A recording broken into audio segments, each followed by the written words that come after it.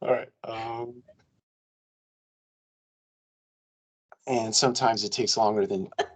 There we go. Hello, and welcome to another episode of Collective Conversations. I'm your host, Mike Brewer, and I'm extremely excited about today's episode. We have a TEDx motivational speaker with us today. Excuse me. And she's also very involved in diversity, equity, and inclusion and accessibility. She calls herself a change maker. I 100% believe that remark.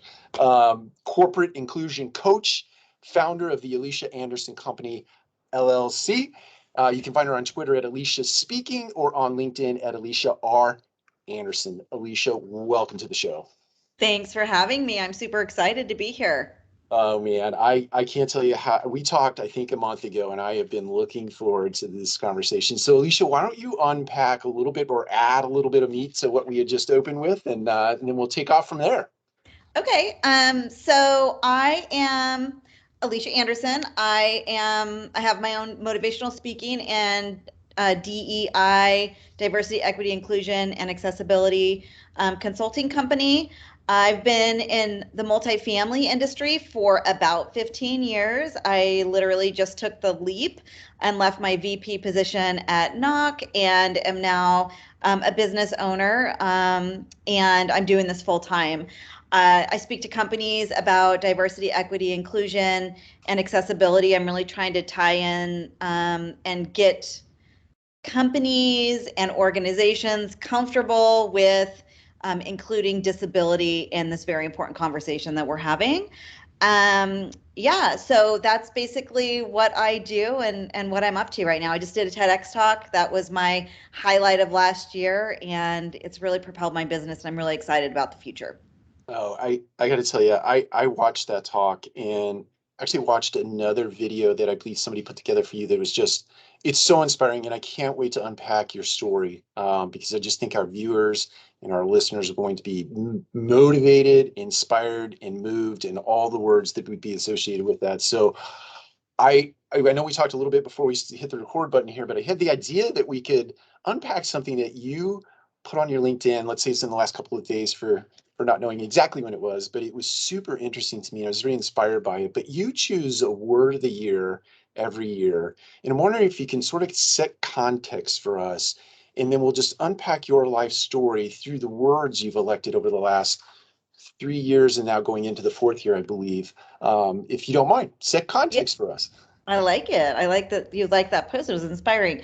Yeah, I choose one word a year to hold myself accountable on whatever goals that I'm sort of going to try to reach throughout that year. And that one word kind of guides me in all of my actions. I started doing this in 2019. As 2018, I was feeling kind of stagnant in my role, felt like I needed additional challenges in my life, wanted to push my career forward into a different area, or just, see what else I could do and be good at. And I had a girlfriend give me a Christmas gift that was a book by Shonda Rhimes, and it was called The Year of Yes. And so that's in 2019, my word was yes. And I decided that any new opportunities that came my way, I would say yes to no matter what. And I did. And that brought a lot of new experiences and opportunities that have kind of led me down the path of this motivational speaking thing that I've kind of always known in my heart is what I'm supposed to be doing, like sort of like my soul's path, if you will, maybe. Um, and so I started saying yes, and I was invited to be in a Miss California wheelchair competition, and I did that, and I gave this speech, and it was about stigmas and biases and disability, and it really just kind of unfolded from there.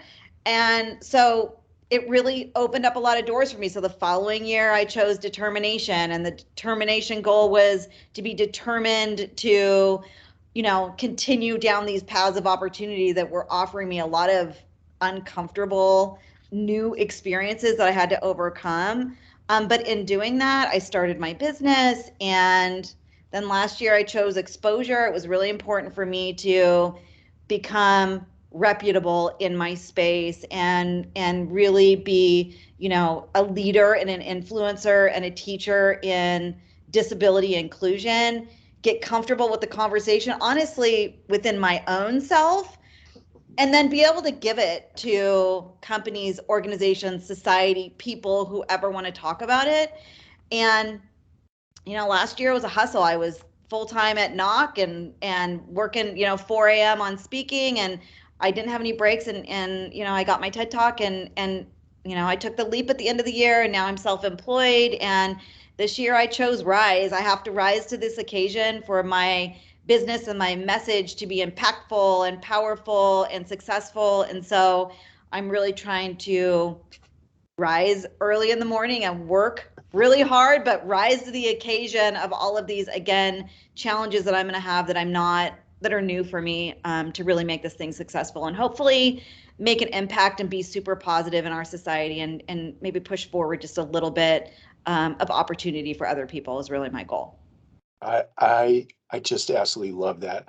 I want to back up to your word for 2019, and because I think this is the, in my mind, the inspiration that you lend to the world comes in the way of your disability. And you mentioned the word wheelchair. Um, I know you didn't call it Olympics, but wheelchair events. I missed your word there, but um, I think to tell your story as it relates to why you're in a wheelchair, super powerful, and that'll sort of set the context to unpack some more things. So if you don't mind telling that story, that would be fantastic. Yeah, tell you the story of my disability. Yes, Yep, please. I would love to. So my disability is called sacral agenesis. It's a congenital disability, meaning I was born with it. It's underdevelopment in my spinal cord, and it's sprinkled with a good amount of internal things that I have to deal with, which is honestly the more difficult part of any type of disability, in my opinion, is the internal stuff that people don't see. So yeah, I was born with my disability. I was born an identical twin. She's in the industry too, but she's able-bodied, and but it's presented this life path of perfecting inclusion way before inclusion was a thing that we were really even looking to perfect in our society. And you know, her and I have just always kind of, we love each other and we've never left each other behind. So we find a path forward to adapt in our individual lives. So if she jump ropes, I jump rope. If I play wheelchair tennis, she plays wheelchair tennis, and she's the only able-bodied kid. And adapting is key to really leveraging and perfecting inclusion in society, in the workplace, everywhere. So yeah, I was born with this disability, and it's been a part of me my whole life. Is it fair to say, I don't want to just presume, I guess I probably am a little bit, but your parents were super supportive in the idea, because I can imagine that the alternative could have happened, right? Where your path was something different than your sister's path, but I have to believe there was a support mechanism that you had in place. That you speak of jumping rope, somebody was there supporting that and facilitating and making that happen. Is that fair to presume, parents and others? Yeah, so when we were born, my parents didn't know they were having twins, and they didn't know that one was going to have a pretty significant disability. So, you know, when we were born, it was literally go time. And I spent the first year of my hospital of my life in hospitals, surgery after surgery after surgery, doctors saying I wasn't going to survive. And when I finally did get to go home, that's really when this journey of like, wow, how are we going to do this? And my parents made the decision that, you know, I was born in 75, and that was before ADA, it was before the Rehabilitation Act, it was before legislation that like protected and gave people with disabilities opportunities to really have a path forward in society. And they knew that things were not going to be necessarily adapted perfectly, and that there's going to be a lot of challenges. And so the way they raised me was, they adapted only the things in my life that were essential. And otherwise, I had to learn how to adapt in my environment, get a glass of water with the glass being on the high cupboard, and, you know, really try to find a way to navigate. And This was just sort of their philosophy. And my sister was my secret weapon. I watched her. I didn't realize I had a disability probably till adolescence. So you just do. And so I was really lucky to have her. But my parents specifically, they really pushed me to be independent and to be nimble.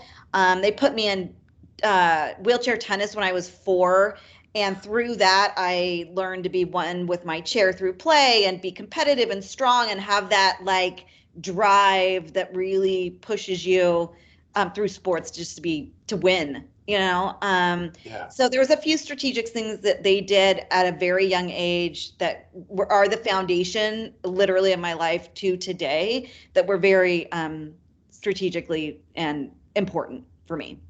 I just love the fact that they were there supporting and sort of pushing you into you know what, in my head, there's this vision of, hey, look, at some point this person has to go out into the world and support themselves and sustain and adapt and things of that nature. And to have the foresight as a parent, to just do that, right? And not exclude, right? And Yeah.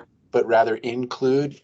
It's just that in and of itself is very inspiring in addition Yeah, to my mom, she passed away actually when I was 7, and that was another like driver. Like when she passed away, she told my dad like she has to be a strong, independent woman. Make sure, and he really he took that to heart. And he pushed me, really strong, hard to be just a strong, able woman and in my position. So it all worked out okay.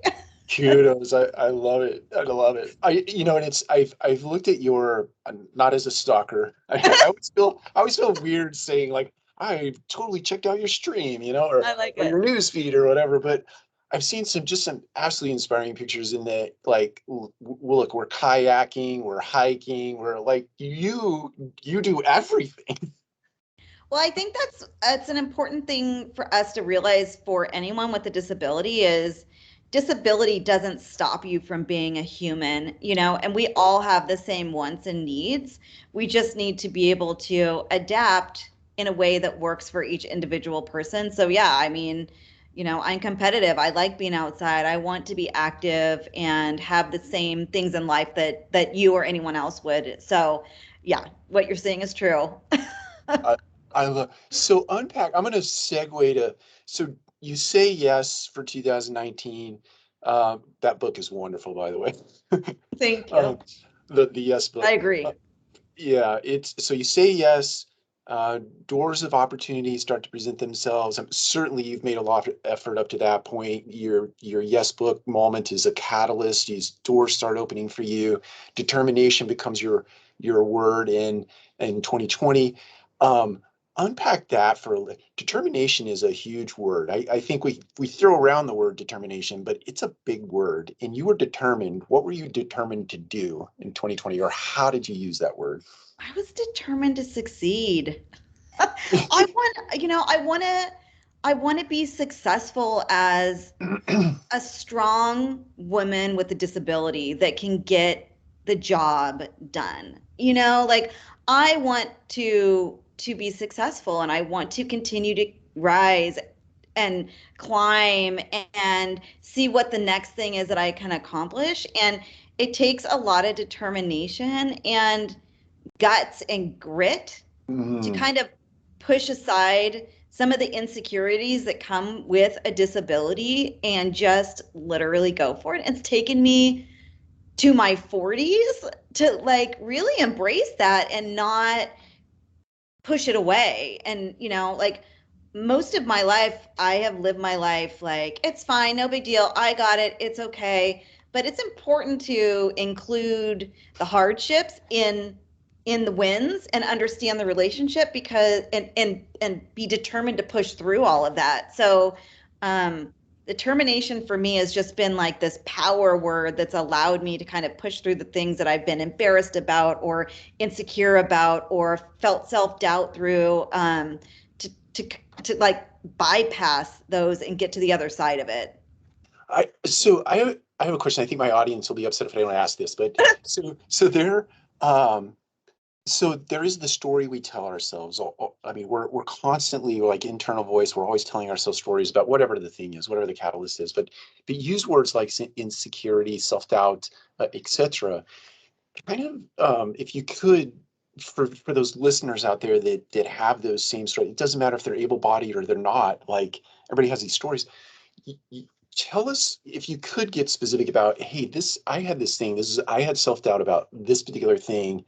Here's the story I was telling myself, and here's the new story I told myself that allowed me to be determined to get through and find success. Yeah, I mean, I think what comes to mind immediately is an employment story, honestly.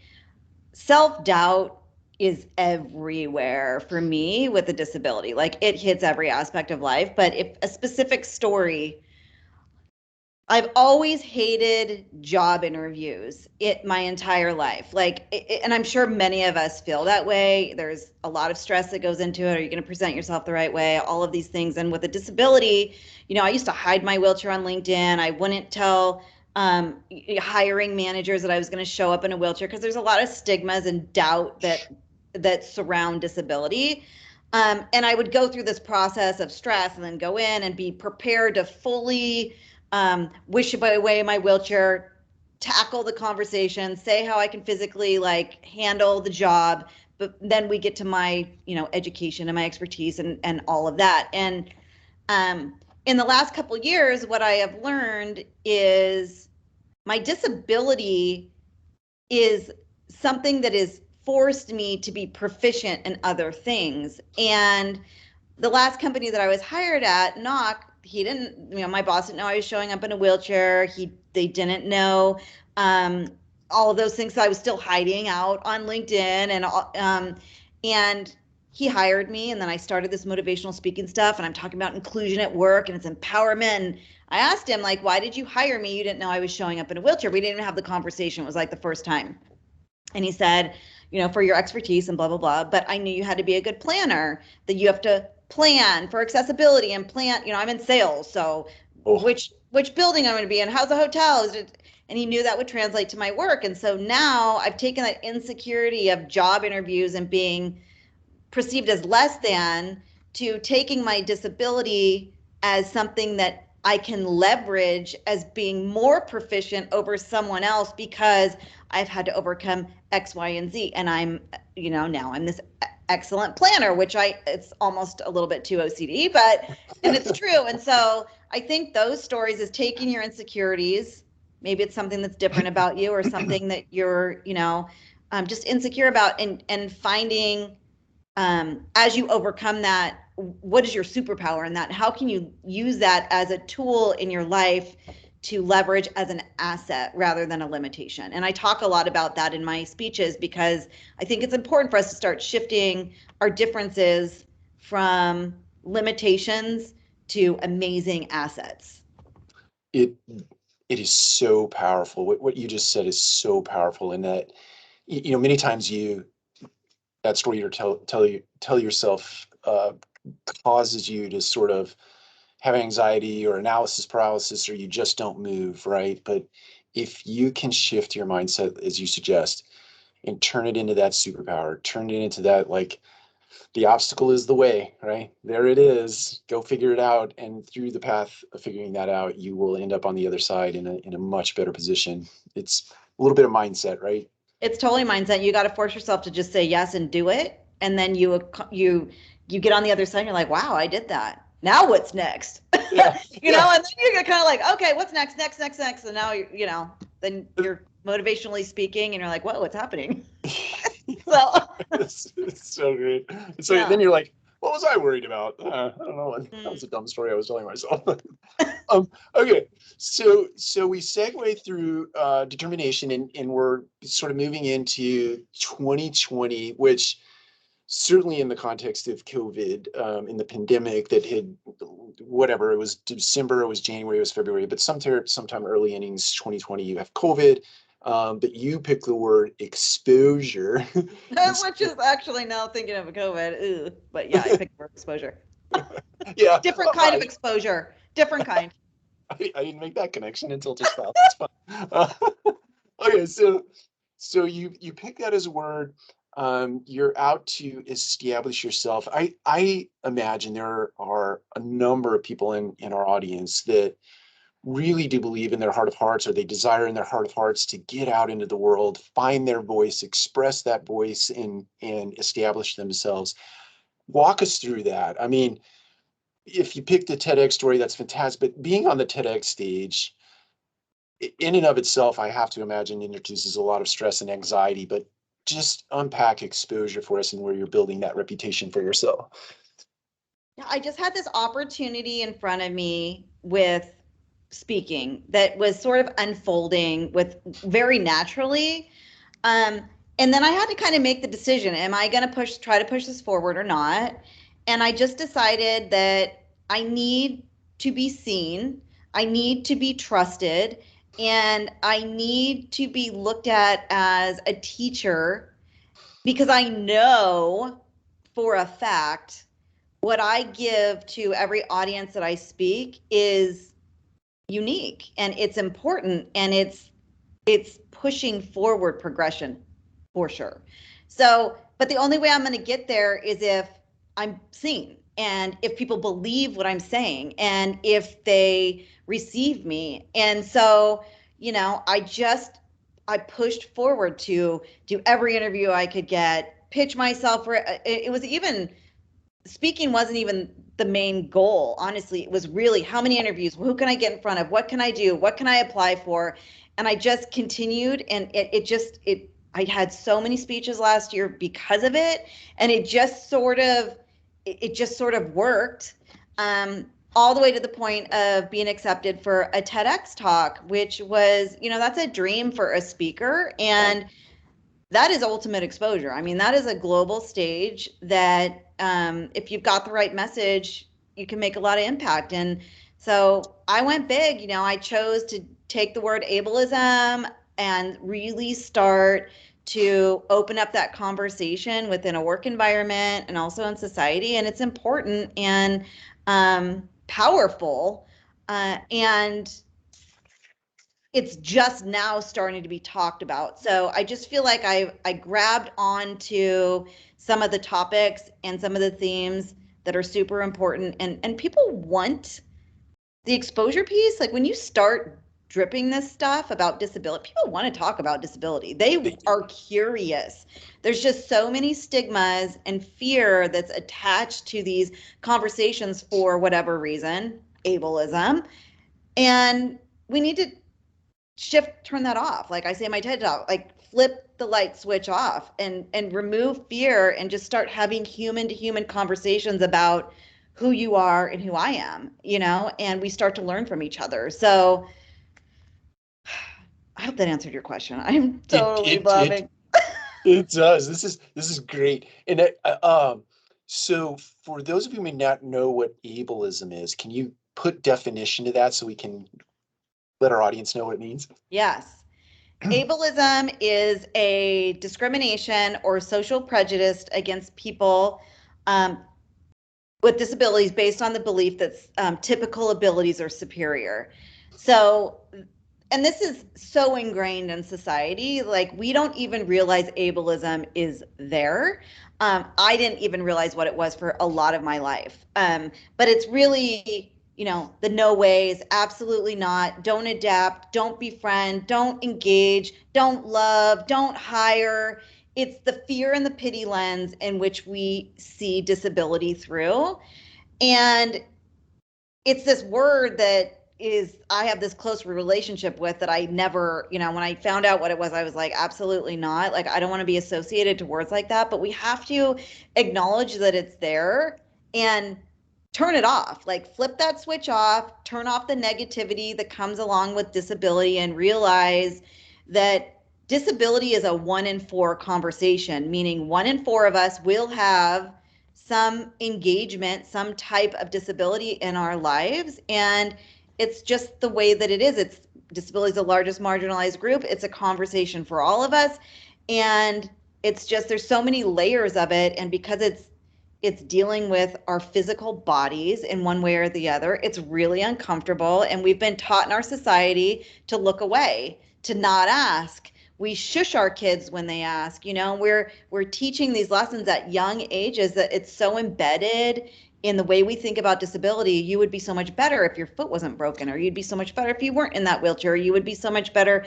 I hope you walk one day, or you're too beautiful to be disabled, or like all these things. And it's like, my disability is the most important like part of my being. And so shifting that, not stripping that away from people, of wishing it away, and instead of like learning about it and engaging, we find so many similarities in our human to human connection and conversation when we start talking about this stuff. So it feels foreign, disability, but it actually is prevalent. Broken leg for forever, or aging, illness, anything in between. It's disabilities everywhere, and it overlaps to any marginalized group. So this conversation of ableism and understanding that we don't need to think of disability as something that is a negative. It's who we are. It's who you are. Then maybe people identify with it. So many people don't even identify with it because they're embarrassed. They don't want to say, they don't want to show. And for me, I was like that for a lot of my life, but I couldn't hide it unless I'm driving, so I have to face this stuff head on. And now I found a really strong, positive way to talk about these things that is super inclusive for everybody, whether you have a disability or not. So many powerful messages in there. It as you were speaking through that, it brought to mind my mom, bless her heart. She was one of those parents, and I don't mean any discounting thing about my mom as it relates to this. It's just she fit that sort of, hey, just walk down the other aisle, right? Like don't go down that aisle because the wheelchair's coming this way. And maybe that was a function of like, my kids are gonna go crazy, or her own insecurity about that, right? And so It's so common. I mean, that is so typical. I mean, I've been in lines at the grocery store where kids turn around and they're like, point out my wheelchair. And they're like, I want that for Christmas. And their mom was like, ah, or I was a waitress in a wheelchair for my first job, and I'd roll up to tables, and, kids would say things and the parents would just be mortified. And we have to let our kids explore, ask, and then they move on, and then they don't think of anything that's like strange or different or than who they are. And if we allow those conversations to be more natural, they move on. And it's not this strange thing. I think we really need to practice that as a society, is to kind of let human engagement happen without trying to micromanage it, especially from a young age. I so agree with that, because to your point, I mean, the second you make a big scene out of it is the second you imbue in the mind of the child, because they're impressionable, right? That's how we handle that from now on. Yeah. But Yeah. it's not. And Yeah. if we Yeah. do it with more loving kindness in mind, we imbue good things in people's minds, or Yeah. in Yeah. children's minds rather. Okay, so we've been exposed now, and not to go hopefully in Gotta 2021, change but that word. Yikes. no, that was really my bad example. Oh, and I think I introduced it as 2020. 2021 was exposure, but we were still doing COVID. So, but we're trying Yeah. not to be exposed to it. All right, now we're moving into 2022. I told you before we hit the record button that I think rise is just an awesome word. It's an awesome, awesome word. So let's unpack, like, as we sort of move toward the close here of our show, um, talk about rise and talk about how we can help you rise, because I just believe in my heart of hearts that community is what assists, right? People rise when they're in community. So any way that our audience or I can help specifically, let's unpack that and do that. I love it. I chose Rise because, this year I am officially a business owner. I'm self-employed, and I need to rise to this occasion. And there's so much opportunity in front of me. I need to rise with courage to grab onto it and perfect my message and the teachings that I'm giving, and rise to the occasion that's literally my path. Like, I feel like one of those people that found that thing that they're supposed to be doing, and it's such a gift to be able to see that in your life and then roll the path. And so I'm rising that occasion. With gratitude, and also I'm rising up early, like I'm working hard. There's so many words or different ways to unpack the word rise. And for me, like my brain works better in the morning. I need to be up early writing. I need to just be rising to the occasion of all of it. And also be bold, like I'm being bold in my asks. Like my message and my product is valuable. And there's not that many people right now that look like me that are talking about ableism, normalizing disability in the workplace, making it a comfortable conversation, making it a we conversation, taking the punitive and the stigmatization out of it and turning it into this valuable attribute conversation. And when I'm talking to companies out there, like we're in multifamily specifically, we need to rise to the occasion of what we have in front of us. We're developing homes for humans. That's right. 1 in 4 of those humans are going to have some type of disability. 10 years plus in this industry, on the vendor side, I've seen the gamut of acceptance of me in and out, corporate offices, buildings, properties, and I've been excused off of properties because they've been sued for ADA. And that we need to shift the conversation into a human to human conversation, not a punitive,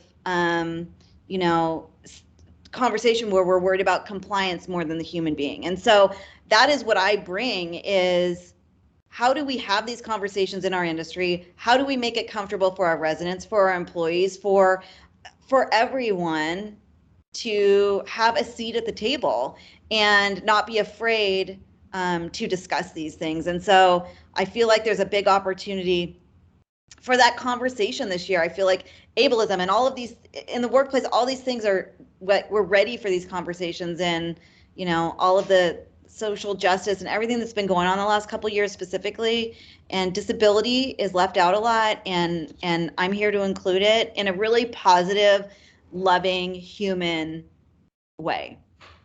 So The stage is set for you. I believe that. I totally believe that in my heart of hearts. And I think you're right. Call it the perfect storm, or sort of the confluence of a bunch of things coming together. It is happening, and in conversations today that have been avoided in the past are just a commonplace thing. They're becoming more and more commonplace. And your story is just so powerful.